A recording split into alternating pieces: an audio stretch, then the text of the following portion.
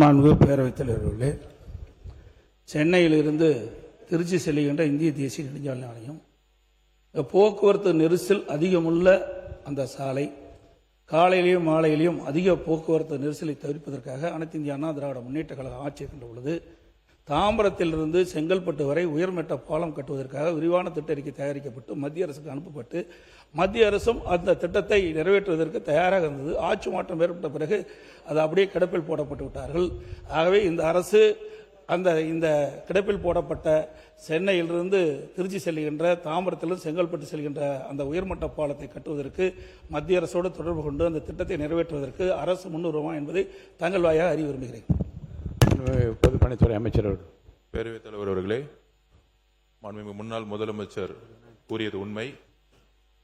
நம்மளுடைய மானிய கோரிக்கையிலேயே சென்னையிலிருந்து கன்னியாகுமரி வரைக்கும் 8 வழிச்சாலையாக உயர்த்துவதற்கான அறிவிப்பை நம்ம கொடுத்திருக்கோம். அதுக்கான டிபிஆர் ப்ராஜெக்டை உடனடியாக நாங்கள் ஸ்டார்ட் பண்ண சொல்லியிருக்கோம். மாண்புமிகு ஒன்றிய அமைச்சரை சந்திக்கும் பொழுது இதை பற்றி கிட்டத்தட்ட ஒரு மணி நேரம் அவரோட விவாதித்தோம். அதில் முக்கியமாக சென்னையிலிருந்து கன்னியாகுமரி வரைக்கும் அதிகப்படியான போக்குவரத்து இருக்குது. இப்ப இருக்கக்கூடிய சாலைகளை 8 வழி சாலைகளாக கொண்டு வந்தாதான் அடுத்த 30 வருஷத்துக்கான போக்குவரத்து பிரச்சனையும் குறிப்பாக இந்த ரோட்ல தான் அதிகமான விபத்துகள் அதிகமாக நடந்துட்டு இருக்கு. அதுக்கப்புறம் சென்னையை நோக்கி வரும்பொழுது நம்ம திருச்சியிலிருந்து செங்கல்பட்டு வரைக்கும் ஒரு 4 மணி நேரத்தில் வந்துட முடியும். ஆனா செங்கல்பட்டுல இருந்து நம்ம ஏர்போர்ட் வரதுக்கு பாத்தீங்கன்னா கிட்டத்தட்ட 3 மணி நேரம் ஆகுது. சோ இது மாண்புமிகு முன்னாள் முதலமைச்சர் சொன்னதை ஆல்ரெடி அரசினுடைய கவனத்தில் இருக்கு.